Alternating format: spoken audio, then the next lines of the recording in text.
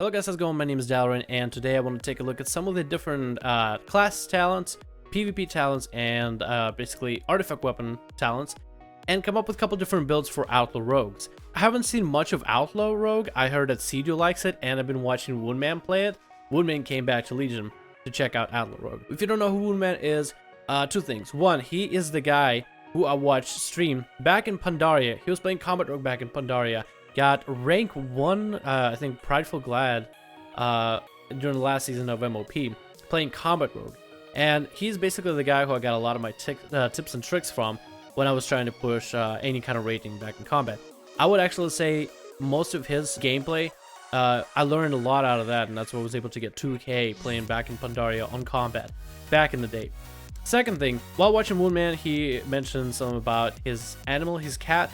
It has a liver disease, and he has a project to help fund the recovery of his cat. So if you guys are interested in that, I have a link for that below, as just simply for respect out of Woundman. So watching Woundman play Outlaw, I'm really able to just like get a feel for it. Not a lot of people are really playing Outlaw, it seems like, on Twitch. A lot of people play Subtlety if I do see anybody play Rogue. I only know Cedu gave it a try, and Woundman. So watching Woundman a bit, I gotta take a look at some of the talents and how they work, and basically I want to give you guys an idea of which talents would probably work the best for different PvP situations. And I just want to take a look at class talents, PvP talents, and artifact talents, and basically come up with a couple different builds. So that's what basically I want to do in today's video. The builds I'm going to be looking for is basically, I want to get a core build for probably any situation, and then kind of expand from there some of the different play styles that you can come up with. So, hopefully you guys enjoy this video. Let's take a look at the abilities much closer. First abilities we have is level 15 class tree. We have Sword Master, which is probably the best option out there. Ghost Strike is an interesting ability, but the 60 energy kind of takes me away from it for 10% damage increase. It looks to me like Outlaw Rogues kind of have a energy management issue, which I'll get to that later to explain you why they do that. It's basically how you build your talents. You gain something, but you also lose something, kind of playstyle. For the most part, Swordmaster seems to be the best option for any build you play. That's pretty staple. A Sword Slash has a 15% chance to trigger a second instant free Saber Slash. Saber Slash gives you 35, so added 15% extra. 50%? So basically more Saber Slashes, more combo and generation, better for energy management altogether. I mean, if a Saber Slash gives free Saber Slash, basically each Saber Slash is only 25 energy. So that comes out to be a very good trade-off. Next one is level 30. You have Acrobatic Strikes, Into the Fray, and Grappling Hook. For the most part, Into the Fray, you're not going to grab because of a PvP talent that we'll talk over later. So you have the mobility of basically what Into the Fray would do. Acrobatic Strike is an interesting ability, but the 3-yard range, I feel like it's still too short, not enough to really give you the reach. So Grappling Hook ends up coming out to be on top. Grappling Hook also works a lot like Heroic Leap, a Warrior Heroic Leap ability, except in arenas with a bridge, yeah, you can get from the ground to the bridge. So that's always kind of fun, gives you a little bit more mobility. It's a 40-yard range, which is basically casting range, so you can get up to casters much quicker. It does have a bit of a travel time, but we'll see if that will be reduced or we'll save for the same. And a 30-second cooldown, basically kind of like a token Shadow Step in a certain way. That's probably still the best option for most rogues. Now, level 45 talents is where it comes to energy management versus combo point efficiency. So you have Vigor, which will give you more energy and more energy regeneration, which basically takes out a lot of the energy management. So you can spam your abilities a lot easier, a lot more manageable, because of Adrenaline Rush and because of Sword Master giving you free Saber Slashes. Deeper Stratagem, although on the other hand, is actually pretty viable for Outlaw Rogues in terms of finishers. We don't have Reveal and Strike, so we don't have anything to increase our finishers, but it's still pretty good because the 6 combo points that you invest, your damage and finisher moves also deal 20% increased damage.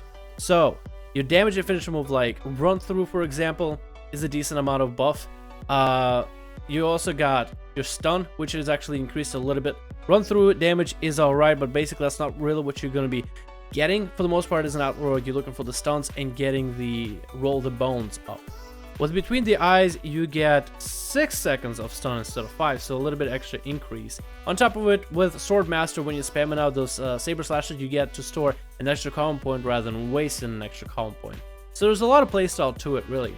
Deeper Stratagem and Vigor both are fairly similar to one another, and I guess the question in the end will be which one it will be the meta but I'm pretty sure it's going to be Deeper Stratagem or Vigor. I'm kind of leaning currently towards Vigor because I really value the energy management, but I could be convinced easily for Deeper Stratagem because the common points and the finishers, the value of them increases greatly if you do reach the 6th common point finisher. At level 60, Iron Stomach is actually not that bad. With Crimson Vial healing you for 30% more, it'll actually heal for 45% of your health. For the most part, Elusiveness is the best choice though, and Elusiveness 30 damage % reduction is actually seen to be pretty viable in terms of even duels as an Outlaw Rogue, because of Crimson Vial being, you know, the kind of heal that no longer requires energy and common points, taking up too much resources.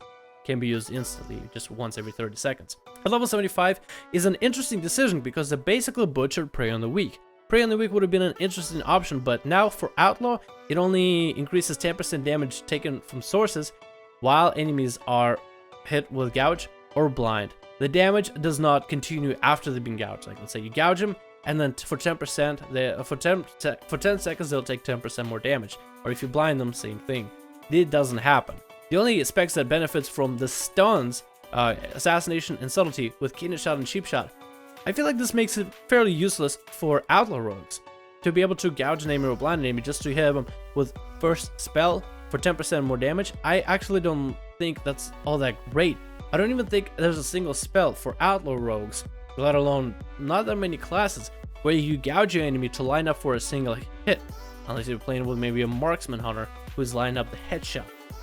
I feel like Parlay for the most part is going to be the way to go. It'll replace your blind, and as long as it has the same DR as a blind, rather than a sap, because for the most part blind doesn't DR with too many abilities compared to, let's say, a sap, Parlay will be a 20-second cooldown for instant, and it'll replace blind. What's nice about this is it has no energy cost, and it basically works like a blind every 20 seconds. So let's say in a duel or in an arena, you can line it up a lot more often, as long as the DR is a lot like a blind, and then it'll play a lot like it. If it DR is a lot like a sap, then I feel like it'll feel a little bit weird and a little bit different.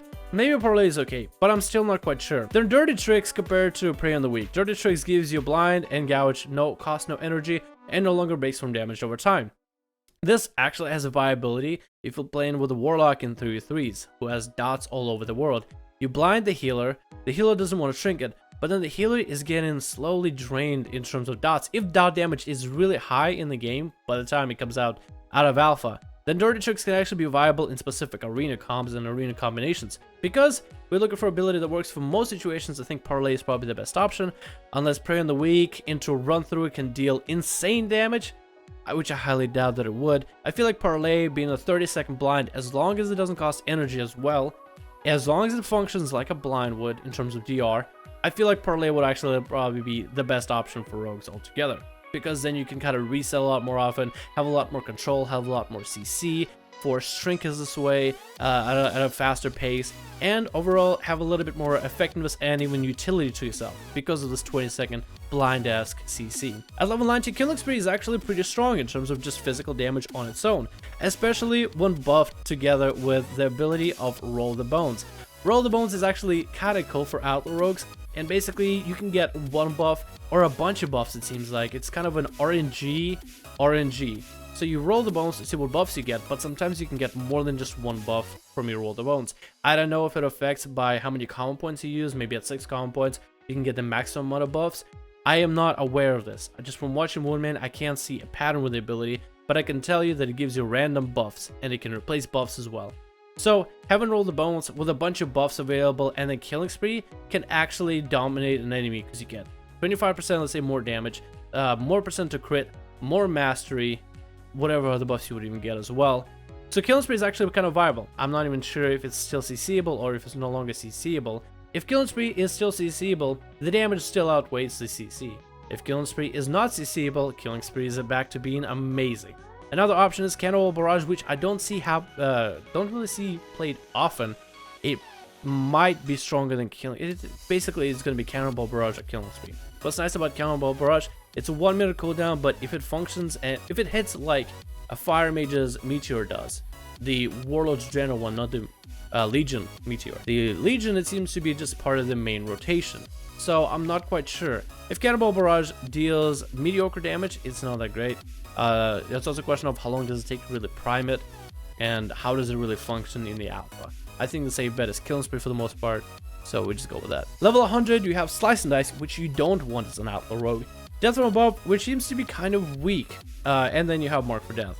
So why don't you want Slice and Dice in most cases? Roll the Bones actually has a chance to give you more than one buff, so Slice and Dice would just give you one buff. Roll the Bones has a chance to give you at least 2 buffs. So let's say maybe you get like 25% faster attacks, and every single ability you use that generates comp point will generate an extra one. A lot more value out of all the bones with the RNG feel, but you basically just gotta play with it until you maybe get the right roll. Death from Above is decent in terms of damage, but I haven't seen Run Through dealing that much damage in the first place. If I would have seen Run Through being the highest damaging ability in the game, really sought after, I probably would have heard about it by now. So Mark for Death is the best option. 5 common points, can reset if the enemy dies, 1 minute cooldown.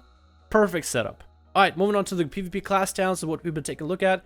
First one, Gladiator's Medallion. I mean, there's I guess some points to running Relentless. Maybe if you're playing as an Orc and you're playing against a stun heavy comp, 20% stun reduction plus 25% CC reduction altogether. If all they're really throwing out is stuns, then this could be really good. For the most part, Gladiator's Medallion is what you'll need.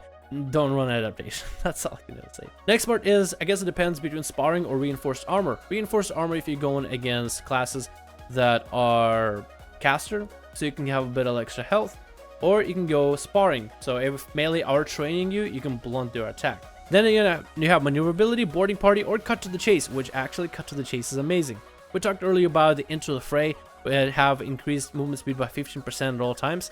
You don't really need that when you have cut to the chase. If a nearby enemy within 10 yards move faster than you at any given time, like for example a target you're trying to chase while you have a snare on them, you match the movement speed and exceed it by 5% for 3 seconds. So as long as you can stay on your target, whoever you're trying to chase, be it a healer, caster, melee, whatever, as long as you can stay on them, you'll always be 5% faster than they are. If somebody with speed buff runs by you, you get that speed buff instead.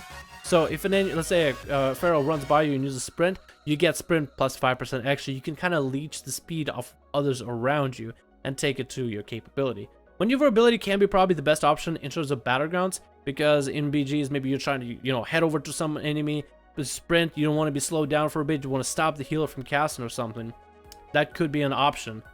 But then again, if you have parlay, you have the range of 40 yards to just like blind them at a distance. So I guess you have a bit of reach as an Outlaw Rogue, and mobility is kind of lacking.